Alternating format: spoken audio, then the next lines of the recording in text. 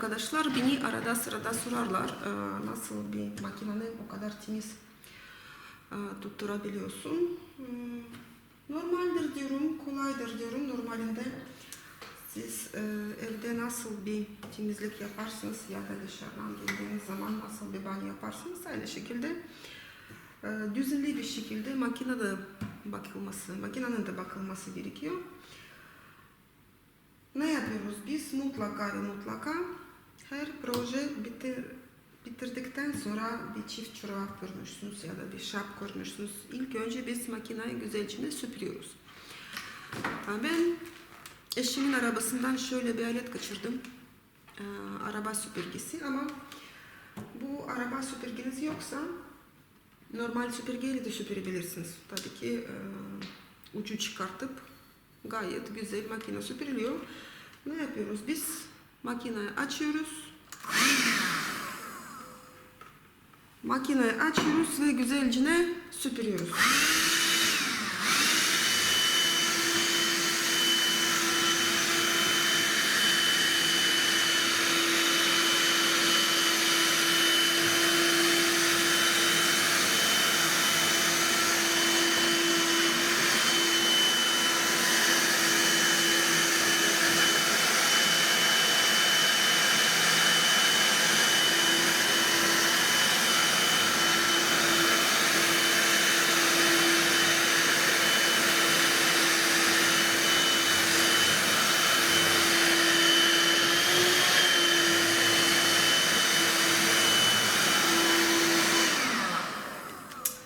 Evet.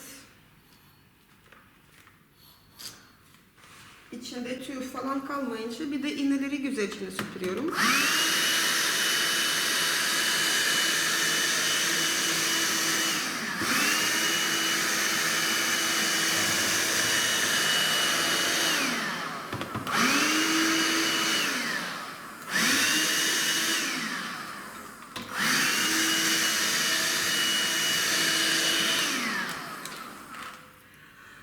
Şimdi makineyi süpürdüm ve fırçaları alıyorum. Benim mesela şöyle bir fırça aldım ben. Normal yumuşak bir ayakkabı fırçası. Siz de makineyle birlikte gelen fırçayı kullanabilirsiniz ya da o yoksa dış fırçası bile kullanabilirsiniz. Ben güzelce kemerin üzerinde tozunu alıyorum.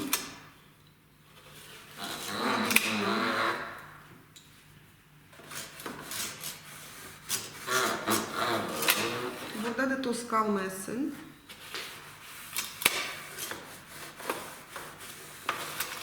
Çünkü çok önemli. Makinenin yanındaki bir ara var burada. Onun da mutlaka fırçayla güzelce fırçalıyoruz ve içinde çok küçük dahil ipliklerin tozları kalmasın diye onları çıkartıyorum. İnanın şu an birkaç tane tüy var, fazla değil ama yine de toplanıyor. Sonra iğnelerin arasında kalmış, ne kadar süpürseniz de bile yine tüy tanecikleri kalıyorlar, onları da güzelce süpürüyorum. Zaten beyaz karton üzerinde düşünce belli ediyorlar kendine.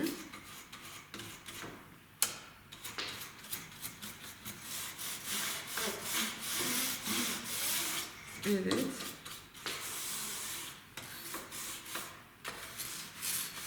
Üst plastik kısmı normal beziyle silebilirsiniz. Sıkıntı yok.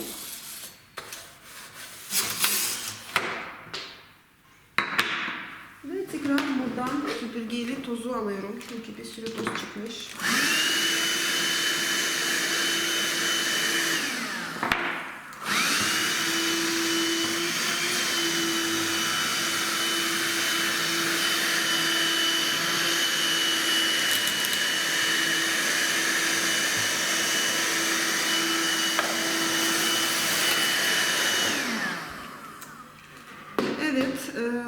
makinenin tozu aldıktan sonra kullandığımız sayfalarımız varsa onların tuzları da alıyorsunuz.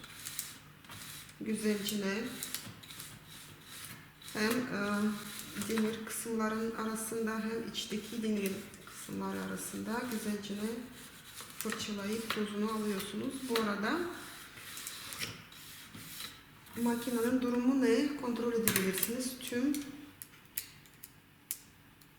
Tüm bıçakları oynatarak kontrol edebiliyorsunuz. Nasıl çalışıyorlar, ne yapıyorlar. Evet, çok güzel.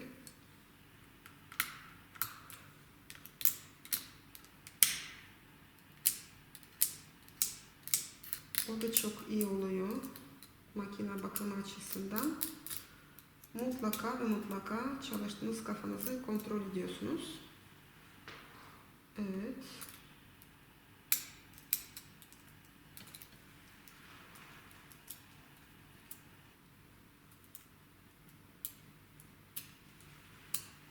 Evet, hepsi yolunda.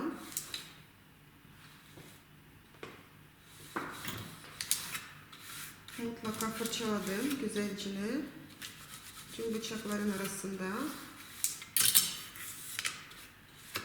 Ve güzelce fırçaladıktan sonra mutlaka ve mutlaka makine yağlanması gerekiyor. Şimdi hangi kısımları yağlayacağız, hangi kısımları yağlanacağız, onlara bir bakalım. Fırçalamışım. İlk önce bir tane bez alıyorum. Normal tüysüz bez marketten aldım. Aslında bulaşık bezi de işime yarar. Yalnız kesinlikle ve kesinlikle bu bez tüy bırakmayacak. Bu önemli bir nokta. Ve bu bezle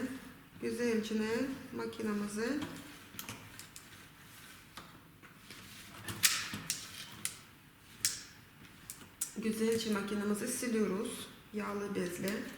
Tüm kısımları yağlanmış olduğunu kontrol ediyorum. Şunu mutlaka belirtiyorum güzel arkadaşlar. Asla ve asla yağ şişesi alıp şöyle bu şekilde üzerine damlatmıyoruz. Makinenizi perişan edersiniz. Çünkü ister istemez toz tanecikler içine yapışıyorlar. Fazla dökülmüş yağların üzerinde iyice de yapışıyorlar.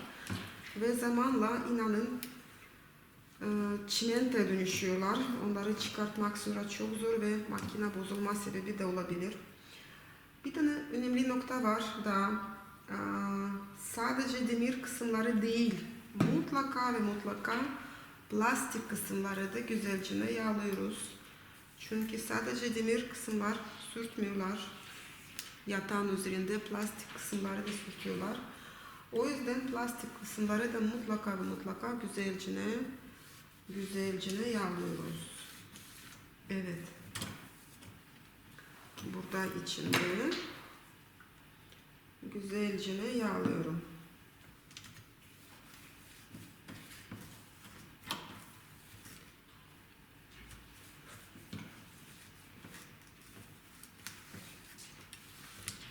Evet, şimdi makinemi güzelce yağlamışım ben.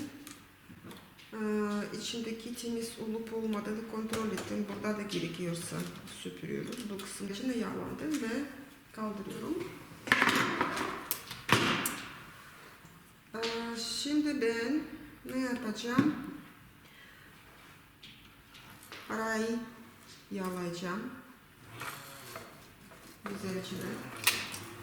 Tabii ki tekrar söylüyorum. Yağ içine kesinlikle ve kesinlikle dökmüyoruz. Bu tamamen büyük bir yanlış. Yağ içinde dökersiniz. Bir de üzerine ördüğünüz ipleri, tüyler de oturursa iyice çimento dönüşür. Makine bozulma sebebi olabilir. Bana böyle makine ellerime geçti.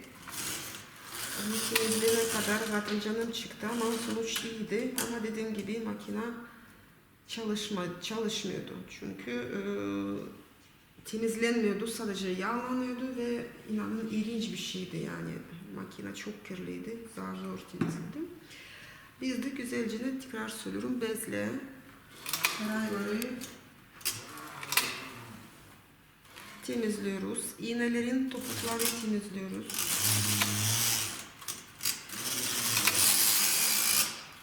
Evet. İğnelik tekrar yağla sadece siliyoruz. Yine tekrar ve tekrar yağlar içine ve kesinlikle dökmüyoruz. Zaten ondan sonra güzelce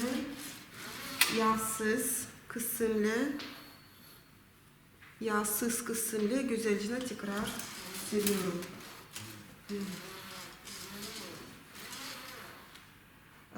Kemerimiz var. Bu kemer içine yağ kesinlikle dökülmeyecek. Çok büyük bir zarar verebilirsiniz. Kemeri yağlamıyoruz. Onu asla ve asla unutmuyoruz güzel arkadaşlar. Kemeri biz sadece fırça ile ve bezin yağsız kuru kısmı ile siliyoruz. Zaten o yürüyünce kendine geliyor. Evet.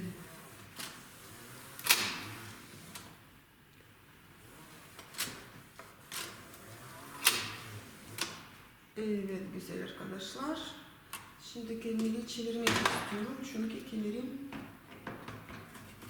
ne yapacağım kemeri çevirmek için? Diğer tarafı, içteki tarafı temizlemek için C düğmesini çevirdim ve bu şekilde bir defa yapıp kemeri çevirdim. İç kısmı kuru bezle, yağlı bezle değil, siliyorum, temizliyorum. Tozu almak için tamam. Hazır zaten. Kapkara bir şey çıkıyor. O da normaldir. Korkmayın. Makine çalışıyor. Demir üzerinde sürtüyor. Böyle siyahlık bırakabilir. Bu normaldir. Makine eğer güzeli bakarsınız, temizlersiniz. Beyaz ürünlerinizi rahat bir şekilde üretebileceksiniz. Hiçbir sıkıntı olmayacak. Gördüğünüz projeler asla kirlenmeyecek. Zaten temizlik güzel bir şey. Temizlik önemli bir şey. İşte benim bezim iyice kapkara oldu. Bir projeden dediğim gibi.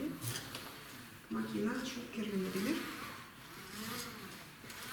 Evet, makine şimdi yağdan iyice kuruttum. Normal kafasını temizledim, yağladım ve makine çalışmaya hazır. Onu tekrar kullanacağım. Evet, şimdi makinenin sesi bile değişti. Çok güzel, çok kolay gidiyor. Rayların üzerinde siz de makinenizi temizleyin. Siz de makinelerinize güzel bakın. O makineler de size sevsinler. Sizin için güzelce çalışsınlar. Makinenin markası önemli değil. Silver, Brazer, Passat, Singer. Makine temiz ve yağlı olduğu sürece de sizin için düzgün çalışır. Sizin için düzgün projeler yapar. Hepinizi seviyorum. Görüşmek üzere. Birlikte öğrenelim, birlikte öğrenelim.